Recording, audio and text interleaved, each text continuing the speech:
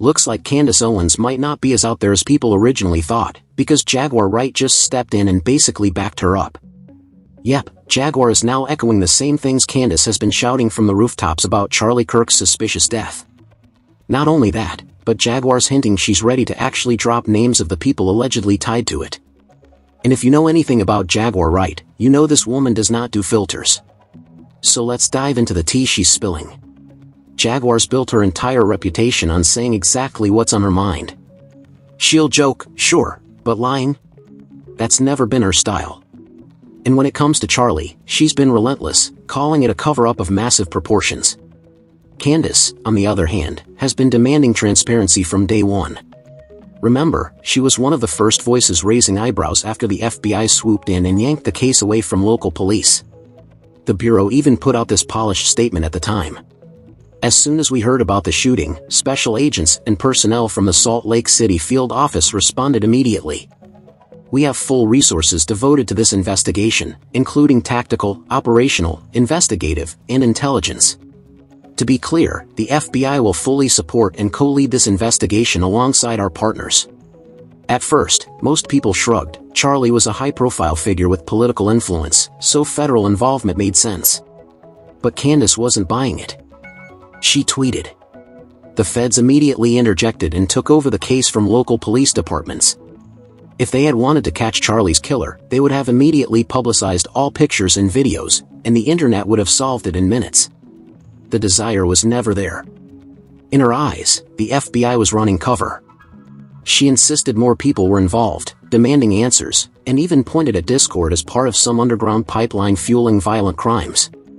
She boosted a post that read, "I guarantee the FBI was in that Discord server, and that's why we won't get it before it's been scrubbed."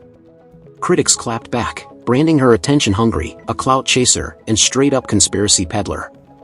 After all, Charlie had direct ties to the president and a reported connection to the FBI director. Why would the Bureau risk its reputation? Candace's answer, because there's a shadowy power struggle behind the curtain. She also dropped another bombshell, that just weeks before his death, Charlie had clashes with billionaires who supposedly threatened him.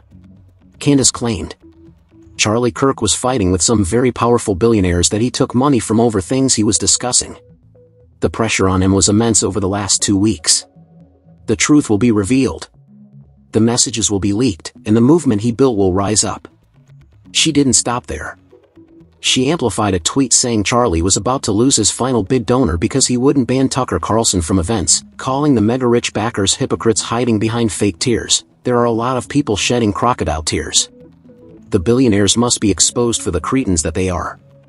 And Candace wasn't done dragging the FBI either. She pointed to reports that agents were investigating whether others had helped radicalize Charlie's alleged killer. According to Bureau insiders, they were combing through chats, dark web trails, and networks. One official even vowed, "We are focused on the radicalization element.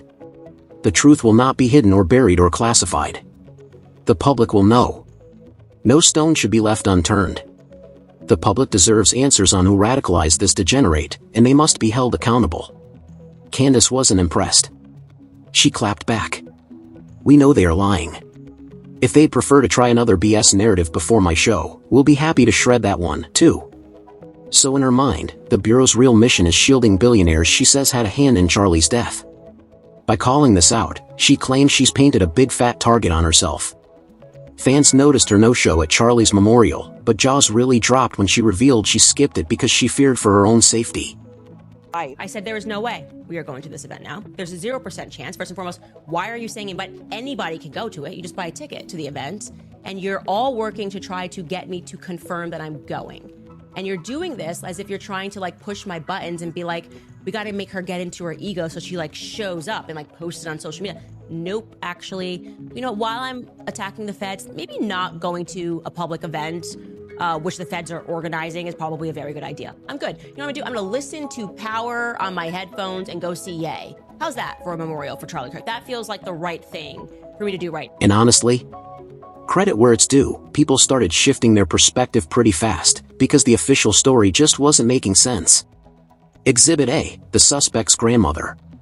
She came forward and absolutely torched the narrative, swearing up and down her grandson couldn't have done it. She said, My son, his dad, is a Republican for Trump. Most of my family members are Republicans. I don't know a single one who's a Democrat. I'm just so confused. I don't think he ever did it, to tell you the truth. He doesn't hunt. He's never liked anything like that. I know he doesn't own any firearms. There's just no way he could have been that good of a shot. There's no way he could be violent. There's absolutely no way that he did that. I've watched that child grow up, and I can't imagine it would ever be him. And I'm not just saying that as his grandma, I'm saying it because I know him. And then came the so-called smoking gun, leaked text messages between the suspect, identified as Tyler, and his roommate. The feds put them out there, and conveniently, they contained a full-on confession. Tyler supposedly admitted to killing Charlie, bragged about engraving his bullets, and even left a breadcrumb trail to his weapon's hiding spot. But here's the thing, those texts looked way too perfect. Almost too convenient. People online were quick to say it read like a script designed to tie everything up neatly and frame Tyler as the lone wolf. That's when the crowd started asking, hold up, is Candace actually onto something? Because the math? It was not Matang. Enter Jaguar Wright, and she did not come to play. On her podcast, she doubled down on Candace's accusations, arguing the feds weren't keeping things under wraps for investigative integrity, but to shield powerful figures who might be directly tied to Charlie's death. It's clear we're not getting all the information. It's clear something's off here. The first person, the old man, I don't even know why he was grabbed. But he was grabbed and his picture was funneled out. And then there was someone else who was a person of interest. And that didn't work. And then we got this guy.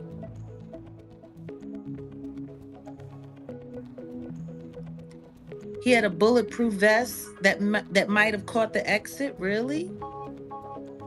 That's interesting. That's definitely an interesting point of view. But what kind of bulletproof vest are you talking about?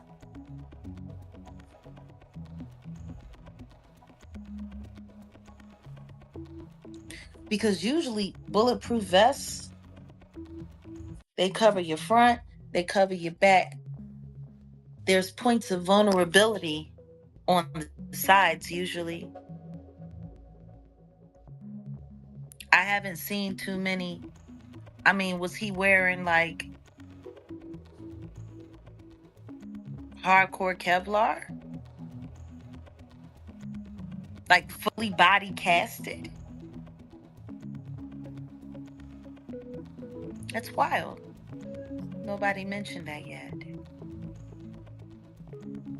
Military grade. He was wearing military grade. I don't know. It's funny. Seems like they might have mentioned that. But wait, there's more. Candace took things even further by bringing a guest onto her show, and this guest didn't just nod along. They backed up her claims, layered on new insights, and opened angles that made the story even darker. Suddenly, the possibility that Charlie's death wasn't straightforward at all started to feel a lot harder to ignore. But I don't want to even get into the whole thing with the GUN being dismantled, the guy jumping off of the roof without the, weapon. This whole thing looks fishy. And that's why I said, I always say this. I say, I'd rather get all the information first, then make a comment. But yeah, it's just real fishy.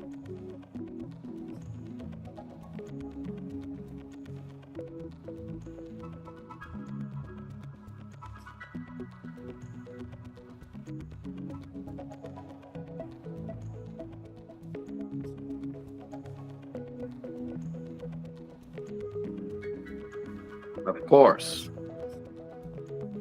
They say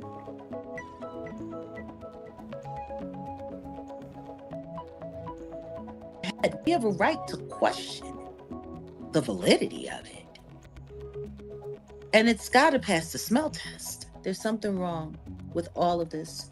And everyone is starting to pick it out piece by piece, thread by thread. everyone is starting to see. Something's wrong here.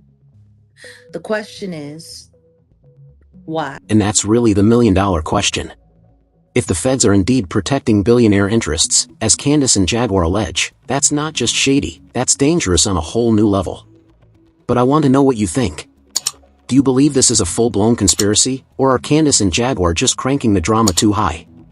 Drop your thoughts in the comments, and stick around, because the next video is going to take this even deeper.